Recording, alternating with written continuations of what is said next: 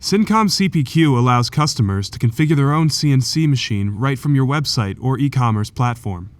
The Embedded Configure Price Quote Solution, or CPQ, presents product options to the user. In this scenario, we choose the VF1 vertical mill from the product selector. Options for this machine are presented to the user and can be set up to guide selections to arrive at the desired configuration. Here we see the selections for spindles, tool changers, bar feeders, conveyors, robotic arms, and calibration tooling. An unlimited number of picks can be added according to the options for your product.